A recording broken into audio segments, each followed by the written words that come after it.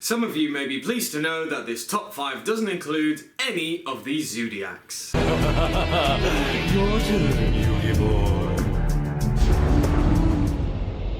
What is up, guys? This is AlintheaYoh coming at you today with a top 5 video, and this is the top 5 favourite cards that I'm looking forward to in the Raging Tempest set.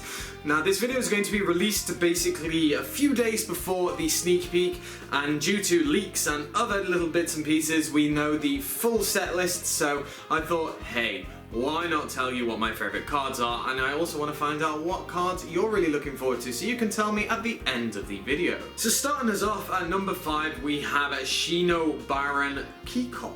Now, this is basically including the whole archetype into one, but if I could pick one card that I'm really looking forward to in the whole archetype, it would be the Shino Bird, and that's simply because it's the best one. Non-targetable removal that allows you to bounce up to 3 monsters on your opponent's side of the field to the hand is a very, very good card. Being able to disrupt your opponent in your opponent's turn too is pretty good, because when the card leaves the field, it leaves 2 tokens on your side of the field, and which you can use something like Emergency Ritual or whatever that card's called, the trap card that allows you to banish a ritual card in your graveyard and then mimic its effect. So you get to summon them out and basically just disrupt what your opponent's doing. It's really nice to see such an archetype. It seems fun and I am enjoying playing it, so I will be doing a deck profile of it, and any reason to get my spirits out is always a good thing in my opinion. But I really like how the archetype is. I think obviously it's not really going to be a meta contender. It needs a lot more power, and to be honest, a whole archetype that revolves around the spirit mechanic needs to be broken for it to be any good, simply because the whole downside of having to return the cards to your hand, leave yourself vulnerable, is quite difficult. I know there are obviously decent Mirror Force cards that can possibly combat that, but at the same time you do need monsters to be able to protect yourself, and you can't always rely on back row because there are such things like Denko, Sekka, and obviously other cards and such. But you know, you do need an archetype, you do need a deck to have just more than that. Next up at number 4, we have Konami's super secret awesome tech most powerfulest monster ever, that is the sea monster of Thesis. I did a video on this and we all know what it does. Now, if you don't know, it's basically a fusion level 5 water zombie that is a vanilla, but it's a tuner at the same time. It has no effect, and it's basically just an infusion target. You can summon it with 2 tuners, I think it is, but no one's really gonna do that. So the reason why I'm looking forward to it is because it fits perfectly in my school servants. Like, it really does, and the fact that it can be brought back with Mizuki, and the fact that it can just be used with my like Lady in the White or the White Princess is just so important, because it means you can get to Omega and all your bigger boss monsters too. Now, obviously, the big glaring use for the sea monster is Ultimaya Zolkin.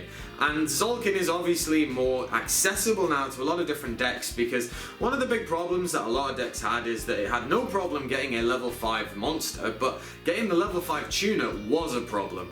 And I think that this solves the problem for a lot of people. Now, whether or not a lot of people are going to be running Zolkin this format, I don't know, because I don't really think Zolkin and, well, basically the players Zolkin and Crystal Wing is actually some of the best lines of defense, especially against Zodiac. Sure, great, you get to negate 1 in a turn, but you're probably going to get run over instantly, and all it takes is just 1 pop from that Zodiac monster in the extra deck to basically shut you up. So I don't think it's going to be the best this format, but it's still obviously a strong contender. It's good if you can back it up, if you can protect your Zolkin plays. It's obviously a pretty decent thing, but personally I don't think it's going to be too huge for that, but at the same time it's still really good. So yeah, I'm really looking forward to that one. Definitely going to see what type of crazy things they can come up with. I know there's obviously the Gotham's loop, but I'm not all about that. I still have horrible memories of wind-ups.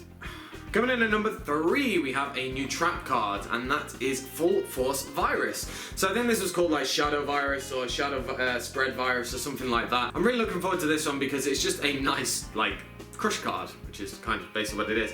You need a dark monster of 2000 or higher defense to be able to tribute as cost for this. Then you get to look at your opponent's hands and get rid of all monsters with 1/5 or less, and then for the next 2-3 draw phases. So very familiar effect, and it's a really powerful one at that. Even though there aren't that many dark decks that can really utilize it currently in the meta, I still think it's absolutely amazing. Obviously I can use this in Skull Servants with Lady in the White because, you know, it's a thing and such, but I just think it's one of those cards that has the potential just to be like completely broken. Once Konami release like another dark deck that's like really good and has a lot of defense, it'll be really, you know, decent. Infernoids could possibly use this one too, but then that's just down to the type of build that you are doing. So a lot of use can come out of it. I think it's a very big contender to be a very powerful card in the near future.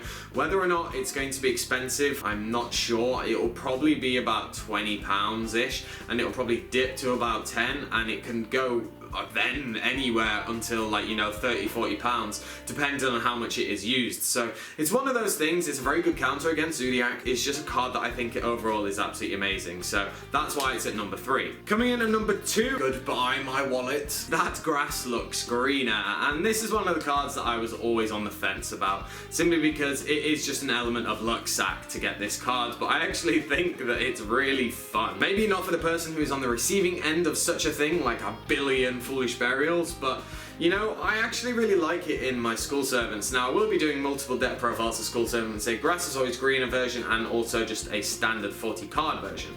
So don't worry if you're not a fan of the Grass is Always Greener one, there will be another one, don't worry. I just really like how it is, and obviously currently there are only like 2, well, I'm gonna say 3 viable decks that it can go in. It's Light Swan, Infernoids, and School Servant. And I say School Servant because you don't know how powerful that deck is until you get punched in the face by a 10k plus Skull Servant, because you've just wasted all your opponent's resources on dealing with everything else, and then you just bring that out and kill them in one turn. Overall, I think it's a card that has the potential to be actually hit at some point in the future. It's currently sitting around at pre-release, I think about £30-40, and I think it'll go anywhere between that and drop to about 25, but I think it's going to be a pretty solid priced card. So if you do want to play the deck in any way, shape or form, you need to be careful with how that pricing is going to go, because it could be one that could fluctuate ridiculously. So if you are really, you know, going to be playing a deck that is based around that card, you probably want to pick it up maybe a week after, but I'd definitely be very wary of the price, because it could be ridiculously hyped or just not. And then finally at our number 1 spot, you've probably guessed it because I haven't mentioned it already, and if you are a fan of my channel and been around for a while, you know what it is, and that is at number 1 spot, White Princess. Of course, White Princess is going to be at the number 1 spot. How can it not be? The lovable little princess herself is finally coming out for the Skull Servants being added to the family. The reason why I'm so excited for this card is because it is ridiculous in the deck. Not only do you get to reduce your opponent's attack and defense, which actually makes very clever plays available, I will say so, because it means that you can OTK your opponent very much quickly, because you're only going to lose 300 attack from your own Skull Servant unless you modulate it with Unizombie, but it just means that if your opponent is attacking into you, you can discard it and then get rid of it, and it's just so much fun because no one really expects it. But not only that, it's another level 3 for the deck, which gives it great versatility and utility for Unizombie plays, because Unizombie will normally be level 4 or level 5 tuner. This is a level 3, you get to special summon it with Mizuki, you get to send another, you get to go into another synchro play. And that's really good, because normally you would use Lady in the White, and Lady in the White's brilliant, obviously. It's a big booty woman who has 2/2 and gives you great immunity. But the only problem with that is, normally when you did that type of play, it kind of felt a bit wasteful, because all you were doing was bringing a level 3 back and then using it as a synchro. Now you at least get some extra profit out of it with the White Princess. The card is honestly amazing, and I can't wait to show you some of the Jewel Diary videos that I'm doing for it, which will be coming out next week when the decks are all available and when I've got all the cards, because there'll be one after another following type thing. But that card's just amazing and I love it, and it's also a common. Wave. So that is it, guys. I want to know what you guys think of the top 5 list. Which 5 cards are you really looking forward to in the whole set, which includes the OCG and TCG exclusives? So as I said, let me know down in the comment section below. Make sure to give me a like, comment, subscribe. Good luck everyone this weekend at the sneak peek. I unfortunately can't attend. There will be a big case opening, of course, as always, and it's gonna be big. So as I said, let me know down in the comment section below. Make sure to give me a like, comment, subscribe, and I shall catch you guys later.